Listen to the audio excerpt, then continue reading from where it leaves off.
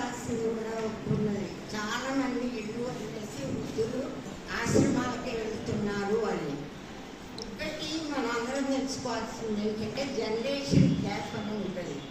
అంటే మా అమ్మమ్మ కాలంలో ఆమె ఉద్దేశాలు, ఆమె చేసిన వంట, పిల్లలు చూసిన విధానం లేదు, మా అమ్మ చూసిన విధానం లేదు, నేను చూసిన విధానం లేదు.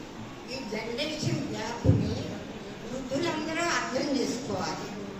మీ నాన్నగారిని మీరు ఎలా సంబోధించారో, ఆయన బయట నుంచి రాగా నడిచిపోయారని ఒక గ్లాస్ మంచినీళ్ళు తీసుకెళ్ళించడం, నాన్న చాలేయటం, లేకపోతే నాన్నగారు కావాలా అని అడగ, ఇలాంటివన్నీ చేస్తాం. ఇప్పుడు పిల్లలు అది లేదు.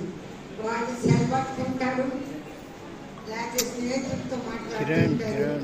ఇలాంటి జనరేషన్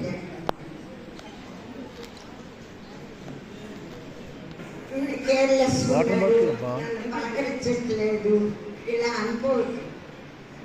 తర్వాత 58 ఏళ్ళు 60 ఏళ్ళు అవగానే శక్తి ఉన్నా కూడా మనం ముసలివాళ్ళం అయిపోయాము అని చెప్పేసి మనం ఏదో కాలక్షేపం చేసుకుంటూ ఇంట్లో బాధ్యతలు తీసుకోకుండా కూడా ఉండకూడదు.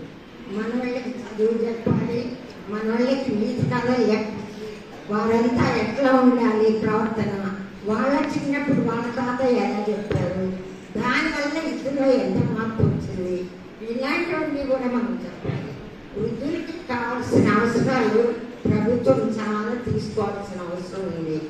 కానీ మన ఒక రకంగా రాజకీయ నాయకులు మరి ప్రభుత్వ ఉద్యోగులు చాలా ఒత్తిడి చేస్తున్నారు. వాళ్ళు చేయాలనుకున్న కార్యక్రమాలు చేయలేకపోతున్నారు.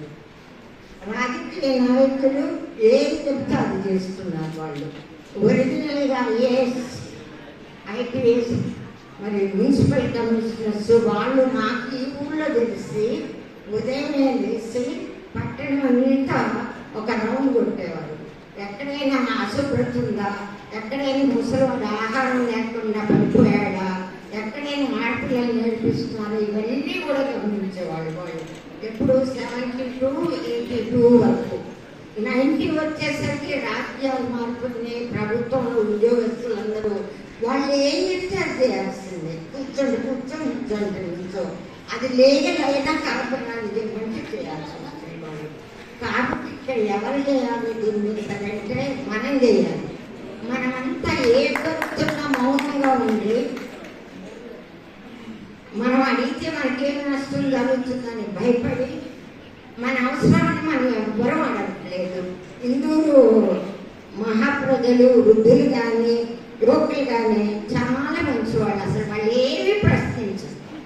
ఎందుకంటే ఇక్కడ ఉన్న ఓల్డ్ ఏజ్ పీపుల్, సిటిజన్స్ ఉంటే వాళ్ళ ఎక్స్పీరియన్స్ ద్వారా వాళ్ళు నగరంలో జరుగుతున్నటువంటి మంచి కార్యక్రమం ఏంటి, చేయాల్సింది ఏం చేయటం లేదు.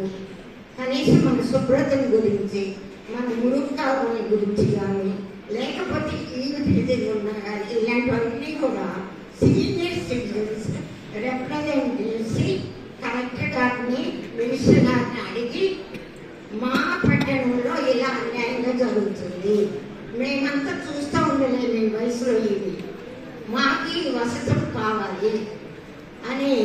Senior citizens are so valuable persons. వాళ్ళు 2 తరాలు 3 తరాలు చూసినటువంటి వ్యక్తులు. కాబట్టి every senior citizen is having lot of duty in the సమాజంలో. మా ఒక్క ఎగ్జాంపుల్ చెప్పి మాట్లాడుతున్నాను. నా కొడుకు ఇంజనీరింగ్ అయింది, MBA అయింది. తర్వాత స్టాఫ్ ట్రైనింగ్ అయింది. అందుబాటులో లేదు. ఆ బాబుకి మా మామగారు రామాయణం, భగవద్గీత అన్ని శతకాలు నేర్పించారు. ప్రవర్తన ఎలా ఉండాలో చెప్పారు మా మామగారు. మా మామగారు 101 సంవత్సరం బ్రతికారు. ఆయన అలా బ్రతకటంలో కారణం ఏంటంటే నేను మా కూడుకోడు. ఆయన ఒక చిన్న పిల్లవాడిగా చూసి టైంకి భోజనం పెట్టి ఆయనకు నేను ఇస్త్రీ బట్టలు వేసుకోను, ఒక జత తీసుకుని 70 ఏళ్ళ తర్వాత దేశం అంతా చూసి వచ్చారు. 15 పుస్తకాలు రాశారు. మేము ఎంత కోఆపరేషన్ చేస్తే ఆయన అలా చేయగలిగారు.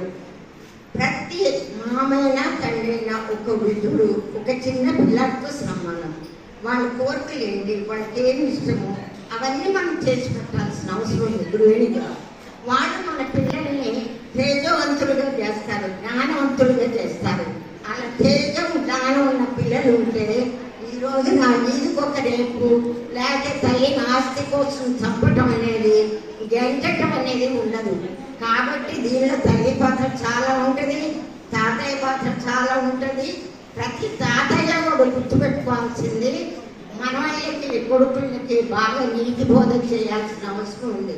ఈ రోజున ఆడపిల్ల గాంధీ గారి స్వతంత్రం వచ్చింది ఏ రోజు అంటే ఆడపిల్ల పట్టపగలు నిర్భయంగా, రాత్రిపూట నిర్భయంగా ఉంది. రాత్రిగా ఉండగా మన బస్సుల్లో ఇప్పుడు ముందు వాళ్ళు ఉండగానే వెనక బస్సులో రేపు చేసేస్తున్నారు. ఇది ఎంత అన్యాయం, అసలు ఎంత ఘోరంగా ఉంటుంది పరిస్థితి. ఇలాంటి వాటి గురించి కూడా వయోవృద్ధులు తప్పకుండా మినిస్టర్స్, కలెక్టర్స్, ఆర్టీసీ చేస్తే మనం తప్పకుండా కంప్లైంట్ ఇవ్వాలి. ఇంత అన్యాయం చేసినట్టు వాడు వృద్ధి చేస్తుంది. There is no other thing.